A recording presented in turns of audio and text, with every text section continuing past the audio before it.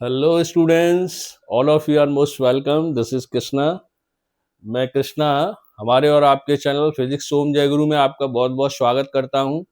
और ये वीडियो हमने उन स्टूडेंट्स के लिए बनाया है जो रीनीट 2026 का 21 जून को एग्जाम दे चुके हैं और काउंसलिंग से संबंधित उनके मन में बहुत सारे कन्फ्यूजन्स हैं, बहुत सारे मतलब भ्रम हैं कि सर ये काउंसलिंग क्या होती है, कब होती है, कैसे होती है, कौन करता है और क्या ये ज़रूरी है। तो इन सब का आंसर देने के लिए हम आज चर्चा करेंगे। ये रीनीट का आपने जो दिया था 2026 21 जून को दिया था, तो उसकी काउंसलिंग कैसे करें, कैसे करवाएं, कब हो।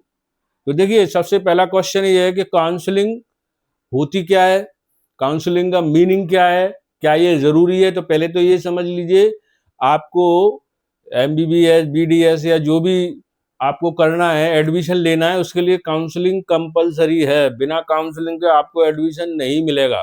ठीक है ना। तो ये जो है जरूरी है। ऐसा नहीं है कि इसके बिना आप काम चला लें, यानी इसके बिना आपका एडमिशन नहीं होगा। पहले तो आप ये समझ लें। यानी कि दूसरा क्वेश्चन ये आता है कि क्या काउंसलिंग का टाइम क्या है। लोग कहते हैं कि भाई काउंसलिंग की तैयारी करो करो, तो क्या हम अभी काउंसलिंग करा लें। तो आप समझ लीजिए, काउंसलिंग जो है वो आपका रिजल्ट जब डिक्लेयर हो जाएगा उसके कुछ दिन बाद से शुरू होती है ना। रिजल्ट आपका मतलब आफ्टर रिजल्ट डिक्लेरेशन है ना। रिजल्ट आपका डिक्लेयर हो जाएगा, उसके बाद में काउंसलिंग होगी। अब बात ये आती है कि काउंसलिंग का पूरा मतलब क्या है। तो देखिए, काउंसलिंग के लिए सबसे पहले तो आप ये समझ लीजिए, मतलब इसका मीनिंग क्या है। काउंसलिंग का मीनिंग जो है समझने में कई बच्चे कंफ्यूज हो जाते हैं। वो ये करते हैं कि सर हमको कैसे तैयारी करनी है, किस बुक से करनी है। तो भाई ये न तो कोई एग्जाम है, ना ही कोई इंटरव्यू है। इसके लिए कोई ऐसी तैयारी नहीं करनी है कि पढ़ाई लिखाई करनी हो आपको, है ना। मतलब देयर इज नो एग्जाम।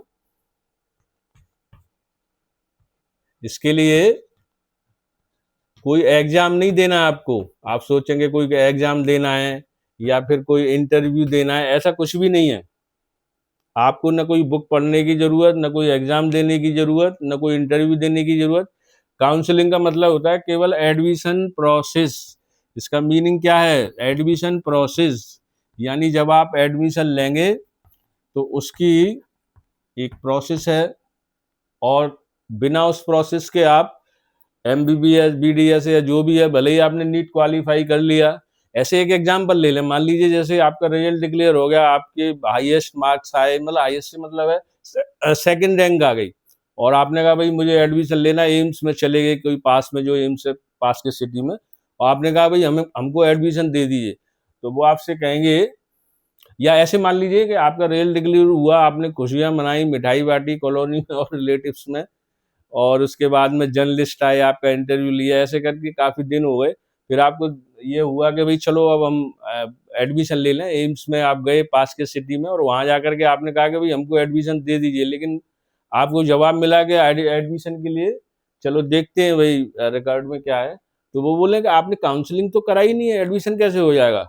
तो आप कहोगे सर तो काउंसलिंग कर दीजिए, वो क्या होती है हमें तो पता नहीं। और वो आपको आंसर देते हैं जिससे आप शॉक्ड हो जाते हैं कि भाई ऐसा है, यहाँ तो सीट फिलअप, मतलब सीट पूरी भर चुकी है, यहाँ पर आपका एडमिशन नहीं हुआ। तो फिर आप एकदम से आपको झटका लगाएगा कि ये क्या हुआ।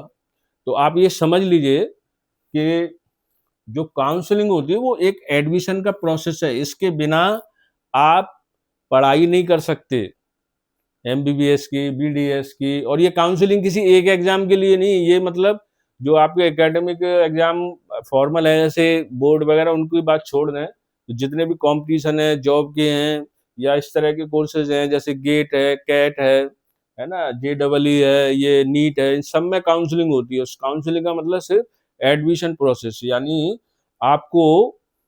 अच्छा, अब एडमिशन प्रोसेस क्या है ये भी तो समझना है ना, कि एडमिशन प्रोसेस क्या है। देखिए, सबसे पहले हमने बता दिया काउंसलिंग जरूरी है। और ये कब होती है, यानी कि कब होती है, इसका हमने आंसर दे दिया रिजल्ट डिक्लेयर होने के बाद में। हालांकि कुछ बच्चे कहते हैं कि सर, बहुत से लोग कहते हैं काउंसलिंग की तैयारी कर लो, तैयारी कर लो, तो अभी तो रिजल्ट नहीं निकला है। एक्चुअली तैयारी से मतलब ये है कि आपको काउंसलिंग के समय डॉक्यूमेंट्स वगैरह इन सब की वहाँ जरूरत पड़ती है, फोटोग्राफ वगैरह, तो आप पहले से तैयार कर लेंगे, क्योंकि सारे डॉक्यूमेंट्स आप अचानक नहीं बनवा सकते। कुछ तो पहले से तैयार होते हैं, लेकिन कुछ बनवाने में टाइम लगता है। इसलिए कहा जाता है कि भाई तैयारी कर ली। जैसे जर्नी पे जाते हैं ना, तो बैग आप तैयार करते हैं, तो बैग में वो सामान रखते हैं कि नहीं, जर्नी के लिए जरूरी है। इसलिए काउंसलिंग के लिए जो जरूरी चीज है वो पहले से प्रिपेयर कर ली जाती है, तैयार कर ली जाती है। तो रिजल्ट से पहले तैयार करनी है, लेकिन काउंसलिंग तो रिजल्ट के बाद ही होगी। और ये हमने बता दिया कि इसका जो कोई इंटरव्यू, कोई एग्जाम नहीं होता केवल। तो फिर क्या होता है, इसके लिए केवल आपको एक फॉर्म फिलअप करना पड़ता है ऑनलाइन। आप समझ रहे हैं ना, ये एक तरह का, जैसे आपको याद है जब नीट का फॉर्म आपने आ, जब भरा था, तो उसी तरह से ये भी आपको एक फॉर्म भरना पड़ेगा। इसका मतलब एक रजिस्ट्रेशन कराना पड़ेगा, रजिस्ट्रेशन फीस भी होती है। और उसको भरने मतलब इतना ही, मतलब इसका ऑनलाइन उसको भरना है ना, इसका प्रोसेस बस इतना ही है। लेकिन ये है कि ये आप कहाँ पर भरोगे, किससे भरोगे, खुद भरोगे या दूसरों पे भरवाओगे, है ना। तो ये काउंसलिंग आप किसी से भी करा सकते हैं, है ना। आप खुद भी कर सकते हैं, आपको ठीक तरह भरना आए तो आप खुद भी कर सकते हैं, लेकिन इससे बचिए, क्योंकि आपसे कुछ ना कुछ मिस्टेक हो जाती है तो प्रॉब्लम आती है। इसलिए आप काउंसलिंग किसी से करवा लीजिए, किसी की हेल्प ले लीजिए। हालांकि हेल्प से मतलब है कि हेल्प तो कोई करता नहीं, सब चार्ज लेते हैं काउंसलिंग का। इंस्टीट्यूशंस हैं, कोचिंग इंस्टीट्यूट हैं, या कोई इस तरह के टीचर वगैरह, आप किसी से भी काउंसलिंग करा सकते हैं, वो आपसे चार्ज लेंगे। और उसका मतलब सिर्फ इतना ही होगा कि आपको ये रजिस्ट्रेशन कराना है, फॉर्म फिलअप करना है, उनमें कॉलेजेस वगैरह के नाम लिखने हैं। कुछ बच्चों ने कहा है कि भाई सर आप काउंसलिंग करवा दीजिए, करवाते हैं। देखिए, हम कोई काउंसलिंग वगैरह नहीं करवाते हैं, लेकिन एक हेल्प के तौर पर आपको चाहिए तो आप हमसे कांटेक्ट कर सकते हैं। कमेंट में आप लिख देना अपना फ़ोन नंबर और नाम, तो हम या हमारी टीम का कोई भी मेंबर आपसे कांटेक्ट कर लेगा और आपकी काउंसलिंग करवा देंगे। लेकिन हमारा कोई चार्ज नहीं, ये सब फ्री ऑफ कॉस्ट है, क्योंकि हम प्रोफेशनली ये सब नहीं करते, काउंसलिंग वगैरह केवल पढ़ाते हैं। हाँ भाई, अब जैसे बात ये आती है कि ठीक है सर, ये हम समझ गए, ये ज़रूरी होती है, रिजल्ट डिक्लेयर के कुछ दिनों बाद होती है, और इसका मतलब है केवल एडमिशन प्रोसेस, इसमें इंटरव्यू और कोई भी रिटन टेस्ट नहीं होता है। और उसमें ऑनलाइन फॉर्म फिलअप करना पड़ता है, रजिस्ट्रेशन कराना पड़ता है। फिर उसमें फॉर्म में भरने के लिए क्या क्या चीज़ें जरूरी हैं, जो हमें पहले से दिमाग में सोच लेनी। देखिए, सबसे ज़्यादा जरूरी है कॉलेजेस के नाम। सबसे ज़्यादा जरूरी क्या है, कॉलेजेस के नाम।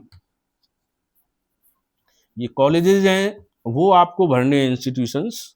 तो सर ये कैसे भरेंगे और कितने भरने हैं? तो देखिए, सबसे पहली बात है, इसकी कोई लिमिट नहीं है। आप एक से ज्यादा भरिए, बहुत सारे भरिए, 10 20 50 कितने ही भर सकते हैं, इसकी कोई लिमिट नहीं है।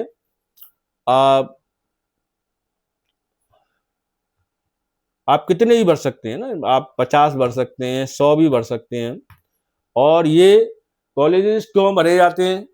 आप कहोगे सर हमें तो एक ही कॉलेज से, एक ही इंस्टीट्यूशन से तो करना है, एमबीबीएस या बीडीएस या जो भी, तो फिर इतने सारे क्यों भरे जाएं? एक्चुअली ये प्रीफरेंसेस बेसिस पर होते हैं, यानी जो आपको भरने हैं, ये एक तरह का वरीयता क्रम जिसको कहते हैं ना, नंबर बाई नंबर।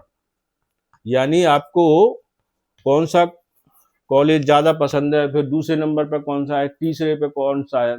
फिर आप ये कहोगे सर हमको एक ही कॉलेज से करना है, तो इतने सारे क्यों भरेंगे? इसका रीजन ये है कि ये आपके मार्क्स जो आते हैं, तो ये जरूरी नहीं है उन मार्क्स के आधार पर आपको वही कॉलेज मिल जाए जो आप चाह रहे हैं, है ना। इसलिए एक से ज्यादा कॉलेज भरे जाते हैं। और जब आपकी मेरिट, आपके मार्क्स और उस कॉलेज, आपका प्रीफरेंस, मार्क्स से भी कुछ नहीं होता, प्रीफरेंस से डिसाइड होगा ये, मार्क्स और प्रीफरेंस दोनों। फिर उस कॉलेज की रिक्वायरमेंट क्या है, कितने स्टूडेंट्स ने भरा। चलिए एक एग्जांपल ले लेते हैं तो आप समझ पाए। मान लीजिए आपने,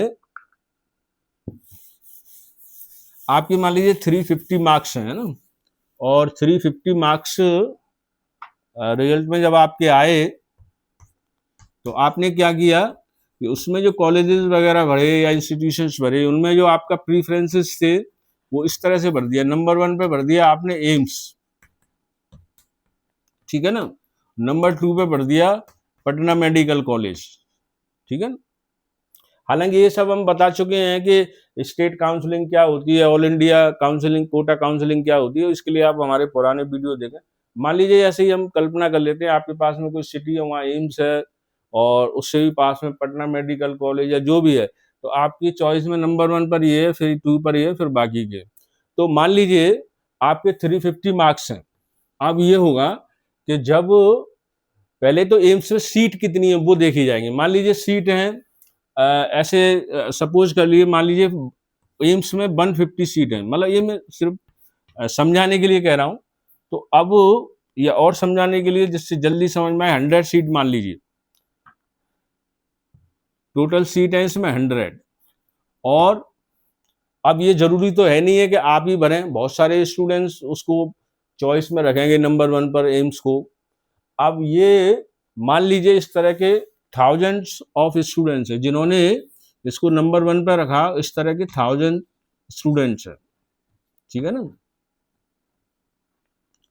तो क्या होगा, ये तो कॉमन सेंस की बात है, लेनी तो 100 ही है ना। इसका मतलब ये है कि 100 तो आ जाएंगे इसमें, जो 900 बचेंगे बाद में, ठीक है ना, तो इनको सीट नहीं मिलेगी, क्योंकि जब सीट पूरी भर जाएंगी तो फिर सीट ही नहीं है तो एडमिशन कैसे मिलेगा।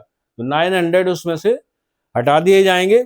और अब यहाँ पर एक इंपॉर्टेंट बात और समझ लीजिए, जो 900 स्टूडेंट्स हैं उन्हें निराश होने की बात नहीं है कि हमको ये एम्स नहीं मिला, उनको कुछ ना कुछ मिलेगा। मान लीजिए उनको पटना मेडिकल कॉलेज मिल गया इस नंबर पर, और वो ये कह रहे हैं हमें करना ही नहीं है इससे, है ना। तो ये बात समझिए कि हालांकि ये थोड़ा सा दूसरा एक और एग्जांपल देंगे, उससे और समझ में आएगा। इसमें मतलब कहने का है, जैसे फर्स्ट काउंसलिंग में आपका नंबर नहीं आता है तो आप सेकंड और थर्ड राउंड और भी होते हैं, उनमें भी पार्टिसिपेट कर सकते हैं ना। चलिए फिर इसके बाद में, अब ये जो 900 स्टूडेंट हैं ये सेकंड काउंसलिंग में पार्टिसिपेट करेंगे।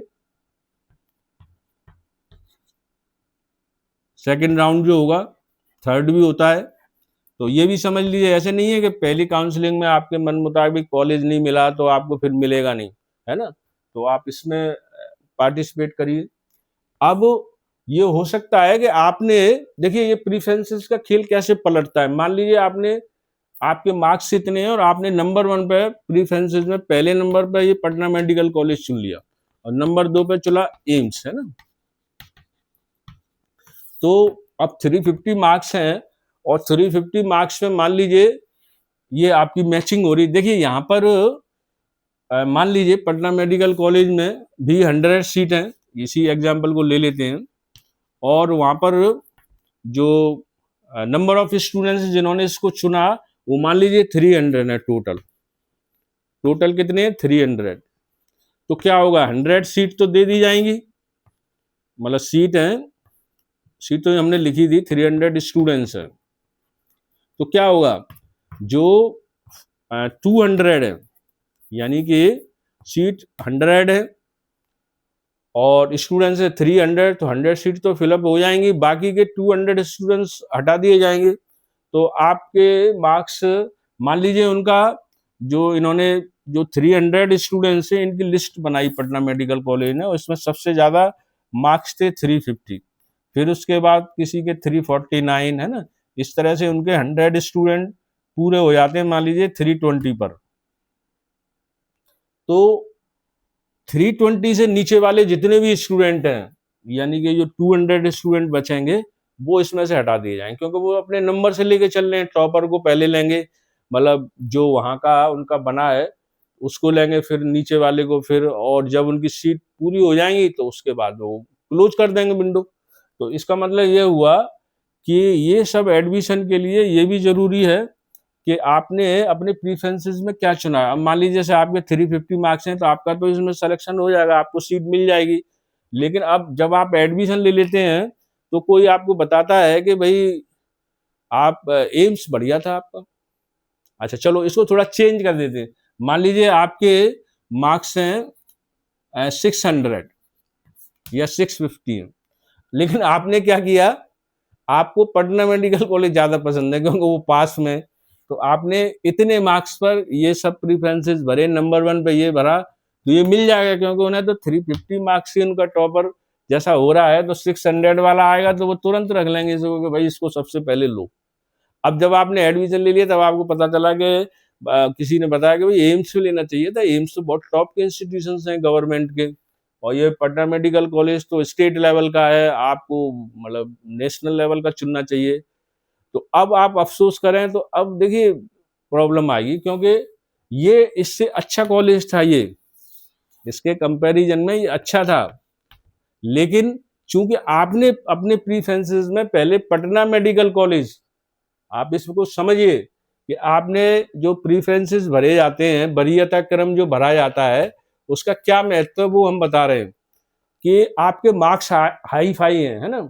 आप एमबीबीएस को क्वालिफाई कर रहे हैं और 600 पर आपको एम्स मिल सकता है, लेकिन आपने प्रीफरेंसेस में क्या किया, उसको चुना ही नहीं है, उसे नीचे डाल दिया। तो पहले आपको ये दिया जाएगा, आप दोनों की मैचिंग तो इस पर हो रही है ना, जिस जो स्टूडेंट है वो कह रहा है मुझे पटना मेडिकल कॉलेज चाहिए, और पटना मेडिकल कॉलेज भी जब टॉपर की लिस्ट बना रहा है अपनी, तो उसमें भी आप आ रहे हो नंबर 1 पे, तो वो दोनों की मैचिंग हो गई, वो भी एग्री आप भी एग्री, तो यही आपको दे दिया जाएगा। एम्स की तो बात ही नहीं आएगी, इसलिए नहीं आएगी क्योंकि एम्स आपने चुना ही नहीं है।